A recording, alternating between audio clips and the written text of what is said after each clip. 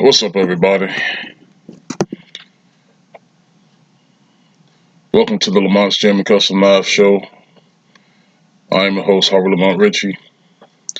This is going to be more like a video instead of a full podcast. I I just got word that I got a lot of crap I got to get done. So I'm going to speak briefly, maybe 10-15 minutes on two things. Um, Number one, I went hiking yesterday. I went hiking. It was absolutely beautiful outside. 72-degree weather in Northeast Alabama in February. Crazy. But went hiking, cleared my mind a lot. I actually saw some strange things in the woods. But this time of year, that's not unusual. I used to hike 3-4 times a week. Then I got into my business, and that every little bit of free time I had was taken away, from that because I work a full-time job, so therefore I don't have a lot of time to play around with.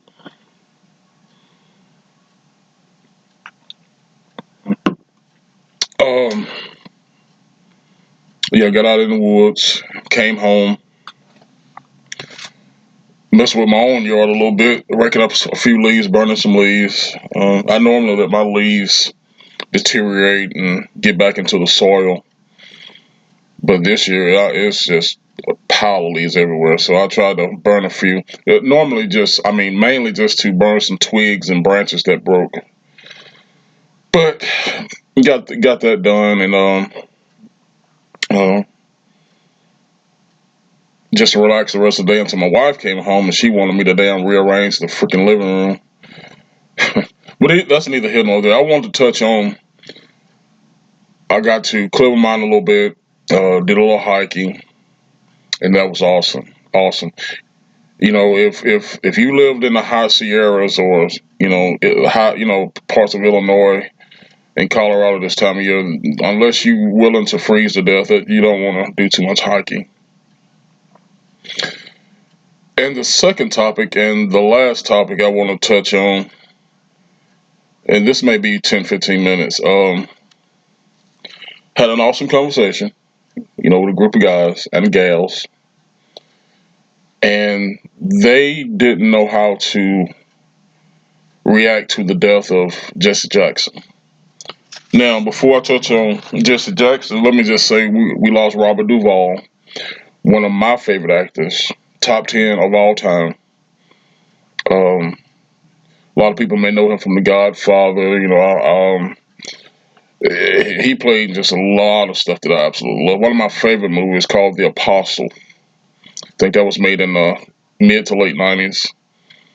And he played in with Robert Redford in that baseball movie. I forget the name of it. But anyway, Robert Redford, yeah, we lost him in 95. He was born exactly the same year. My father was born 1930. So, Robert Duvall, Gene Hackman, died this time last year sometime. Yeah, the greats are leaving us. I'm a fan of the golden age when it comes to movies and television. The 40s, 50s, 60s.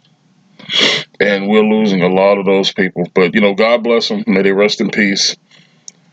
We had a conversation yesterday about Jesse Jackson. Now, there's something in the Bible which I haven't read, but somebody referenced it yesterday. When somebody passes away, if you don't have anything good to say about them, just don't say anything at all. But this guy was a public figure for ever since I've been living. They say he was there when Martin Luther King was assassinated, and I heard that yesterday during the conversation that actually he believed in and he didn't believe in abortion at one point of his career. He didn't believe in abortion. He actually preached the true gospel at one point in his life. But what changed that? Because Jesse Jackson got into politics. He got, he was chasing that money. He had the Rainbow Push Coalition, which honestly I don't know what the Rainbow Push Coalition was. I do know what Al Sharpton's Action Network was. That was an extortion organization. That's all they did was extortion. So I don't necessarily know what the Rainbow Push Coalition was. I really don't. So I'm not going to speak on it. But a lot of people want it so bad to talk about the life and the legacy of Jesse Jackson. But like I said, when it was mentioned, hey, if you ain't got nothing positive to say, just don't say nothing because the man just passed away. Just let him rest. And I understand that. I truly do. But this man was a public figure, and he did a lot. Whether you want to say it helped people, hurt people, whatever the case may be, whatever your opinion of him and whatever you know of him may be. Now, I will say this. My parents knew Jesse Jackson. It ain't like they, went out to dinner and nothing like that together, but they knew Jesse Jackson. And during that era, they held these people like Jesse Jackson and Shuttlesworth and people like that. They held them in high regard. But after years has passed and things has happened, excuse me, and you dig into these guys and what they really did, what they really honestly truly God did. Somebody said yesterday, well, politics changed Jesse Jackson. Is that a true fact? Is that something up for debate? I will know this. A man who was at one point preaching the true gospel and did not believe in abortion and he runs for president, and all of a sudden this party that you're running for, they do believe in abortion. They do not believe in the true gospel. Yeah, I would say, well, whether it was politics or whether he just got in with the Democratic Party itself, it did corrupt him. It did corrupt Jesse Jackson. I never knew the man, never met him, nothing. Matter of fact, out of all the people that my parents referenced during that was a big part of the civil rights movement, Jesse Jackson was real low on the scale. I mean, my mom and my dad referenced Shuttlesworth and that crowd um, more than anything. But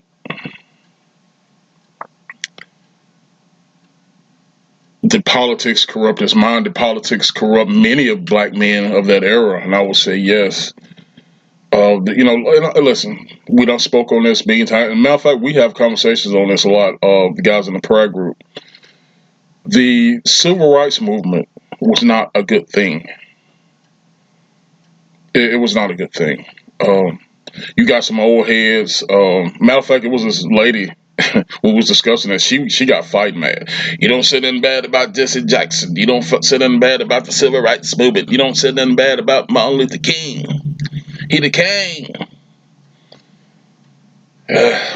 These people weren't good, man. And the fact that you got people who actually drank the Kool-Aid back then and are still drinking the Kool-Aid now is just unbelievable. These were bad people. And I don't think you will find Jesse Jackson in the MLK files, when it comes to all that sex and drinking and fighting and all that stuff. I don't think you'll find. Well, I don't know. I think the files are coming out here pretty soon, and we'll find out then. But Jesse Jackson had a child out of wedlock. I just saw the documentary on that a year or two ago.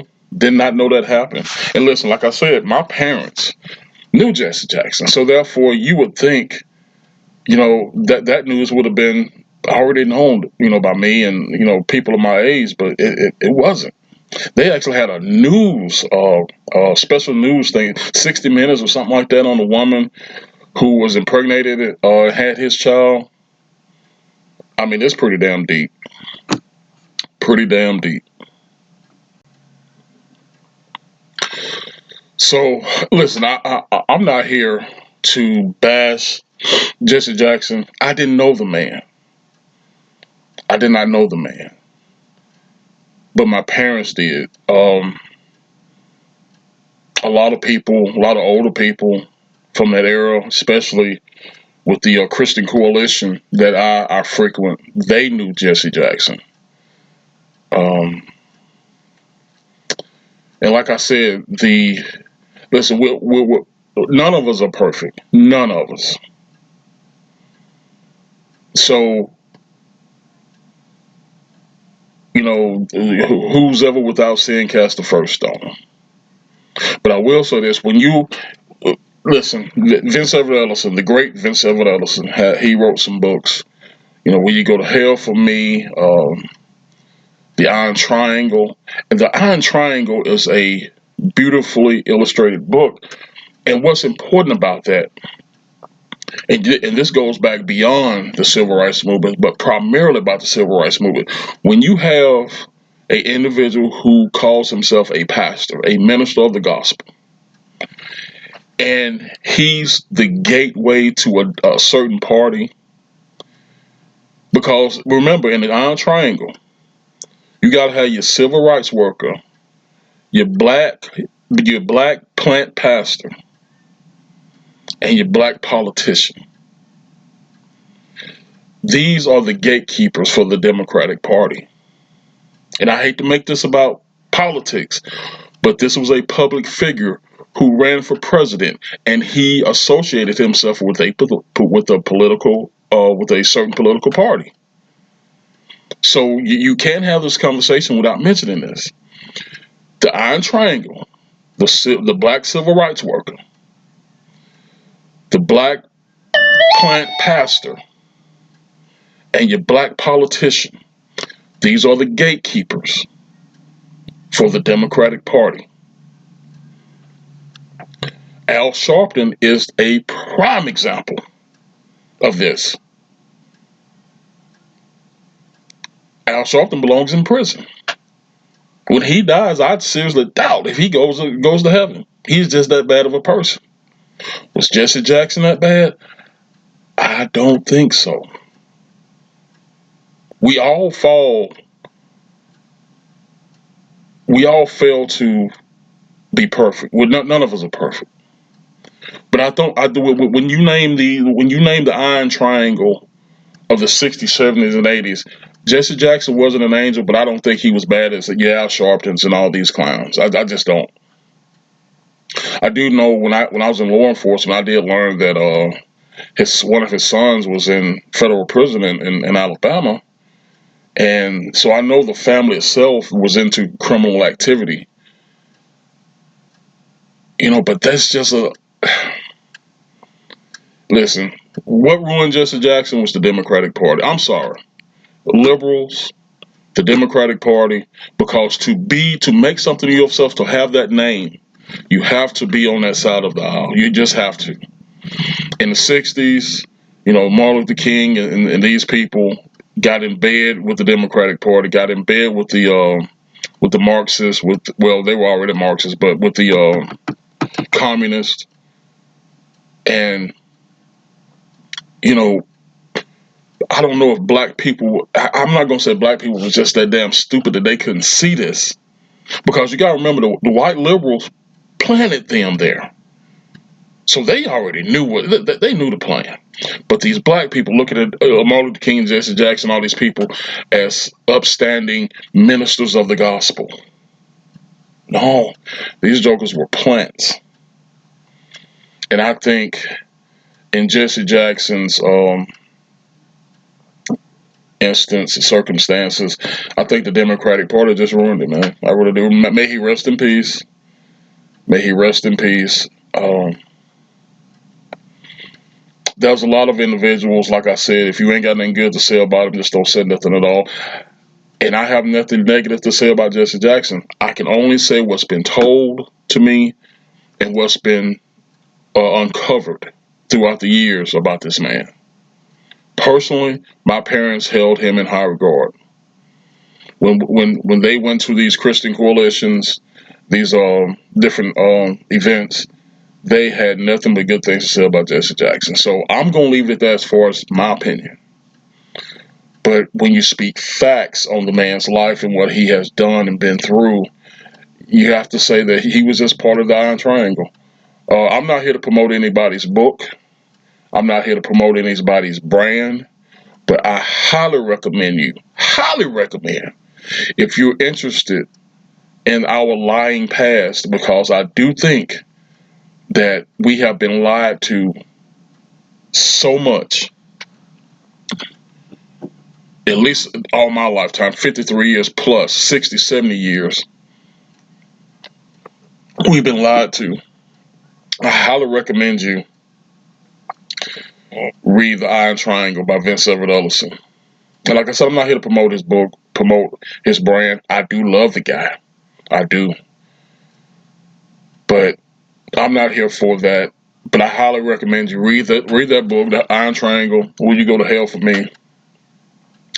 Because when it comes to these plant pastors, these pulpit pimps of the past and currently, there's a connection. You can clearly see it. They have to get in bed with evil to get that money, to get that cash flow, to get that bag, and to make a name for themselves, man.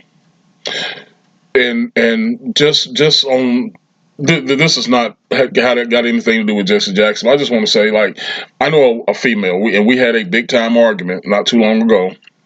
She's a member of that New Birth church over there, where well, a former member of that New Birth church where that pulpit pimp is Jamal Bryant.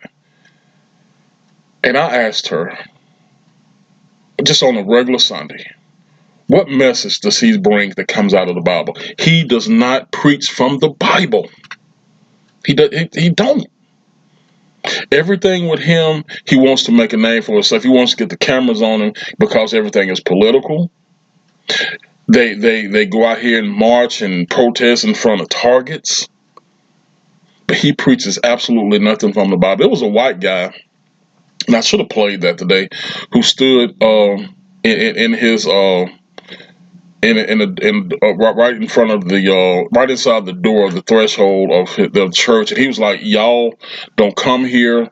This is an evil place. The people who run it, the people who preach here are not of the Bible, are not of Jesus. Get out of here.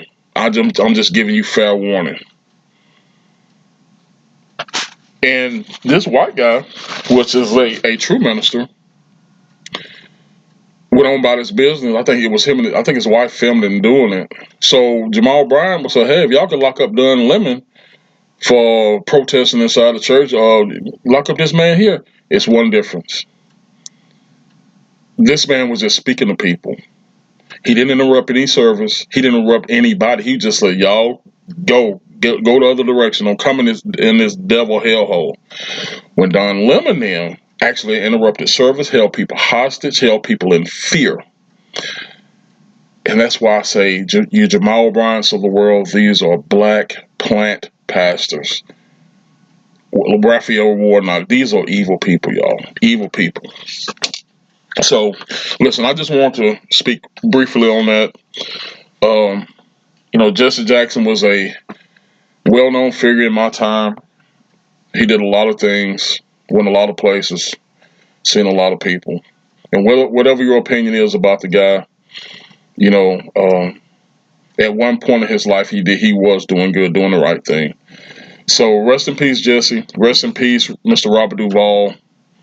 I'll see you next lifetime, guys. But as always, you guys stay blessed. I appreciate you and I love you. In the name of the Father, Son, and the Holy Spirit. Remember, the number 3 podcast, this is where we do it. I love you and I appreciate you. And I'll see you next time.